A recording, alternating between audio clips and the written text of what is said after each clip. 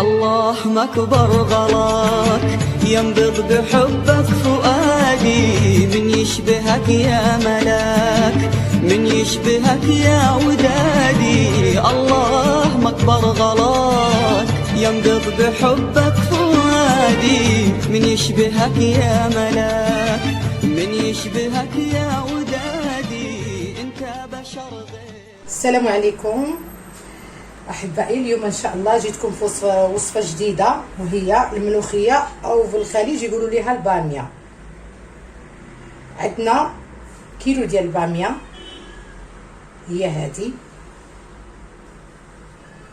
انا نقيتها وغسلتها وكونجيلي، درتها في الكونجيلاتور كما كتشوفوا. ها هي بحال هكذا كتنقى. من بعد نوريكم كيفاش نقيو الباميه. وعندي هنا كركوبه كبيره ديال البصله، مطيشه 2 حبات كبار، عندي مطيشه الحك، عندي البزار، سكينجبير، خرقوم، الملحه والثومه، وعندي هنا نص كيلو ديال اللحم، وهذا الزيت المائده. والاضافه غادي نديرو ان شاء الله معكم، نقدموا لكم الرز كيفاش غادي نطيبوه. نبداو على بركه سيد الله. غادي نديرو اللحم، نديرو البصله،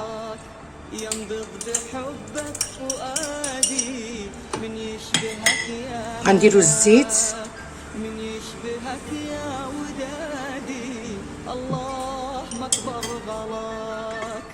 غادي نديروهم فوق النار حتى يتقلاو، حتى نقليوه وغادي نرجعو لكم. من بعد ما درنا اللحم حتى تقلى، ها هو كما كتشوفوا. دابا غندير عليه المطيشه، نعاودو نقليوها حتى هي شويه، واحد دقيقه هكذا.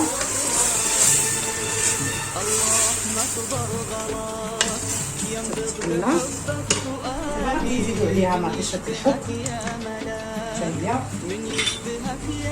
والثومه.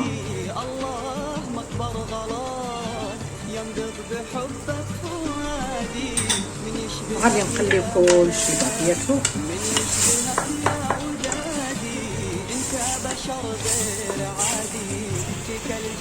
هيا من بعد ما تقلات غنديرو الملح، الابزار،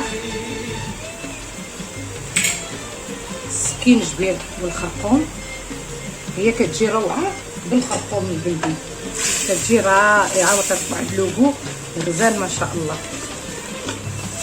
ها هي دابا غنزيدو نخليو تقلى غير واحد شويه ونرويوها ونخليو اللحم يطيب باش نوريكم كيفاش نرميو الملوخيه.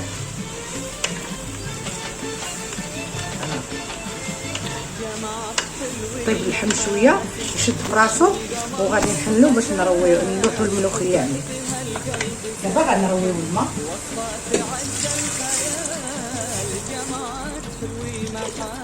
تقريبا لتر وربع ديال الماء باش يطيب اللحم.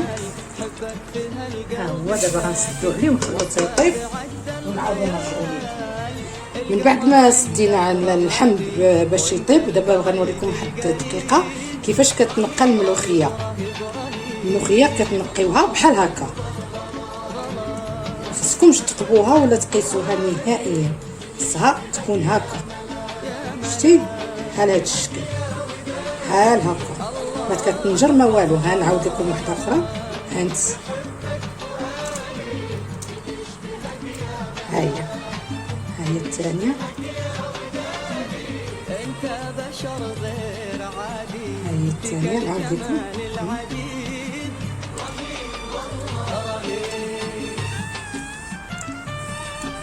هاي ما خصهاش تقب نهائيا. من بعد كنخشيوها في بانيو ديال الماء، نخشيوها في بانيو ديال الماء ونخليوها تترقد شويه ترطب، ونصفيوها مزيان ونخليوها تصفى، تبات العشيه كامله تصفى حتى تنشف من الماء. ملي تنشف من الماء مزيان تديروها في البلاستيكه وتلوحوها في الكونجيلاتور، تبقى تبارك الله بحال يلاه طيبتها. ومازال ان شاء الله غنوريكم من بعد كيفاش غادي نرميها، ونرجعوا لكم باش نوريكم طريقه الرز كيفاش نطيبوه. ها هي من بعد ما طاب اللحم تقعدت المريقه ديالها بحال هكذا. دابا غادي نضيفو عليها الملوخيه، هي هذه علاقة غادي نزيدو عليها شوية معطيطة هكذا من الفوق، نزيدو عليها الروى،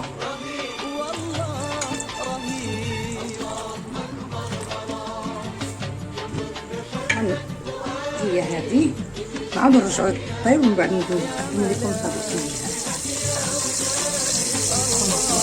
دابا هنايا الربع هو صفيناه بعد ما غسلناه وصفيناه، هذا غسلناه مزيان، نبقاو واحد ساعتين على حسب ما تحبش واحد العصير خليه يترقد، حتى غادي طيبي غادي داير صافي على النار.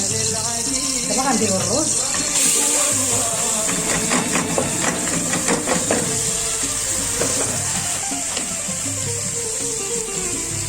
دابا غادي نديرو الملحه،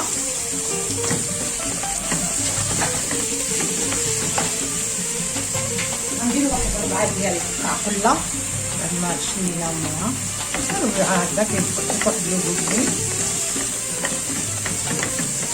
خلوه يتخلى شويه وانا نديروه.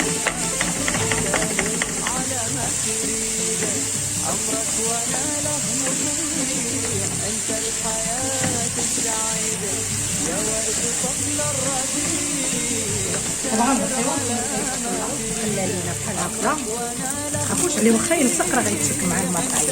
دابا راه نغليت واحد الليتر ديال الماء طايب،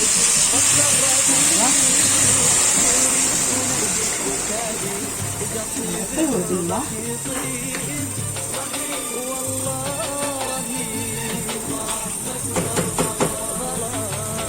خليوه يغلي واحد 2 غليات 3 غليات، وغادي نقصوه حتى نقصو عليه يطيب على خاطرو على مهلو.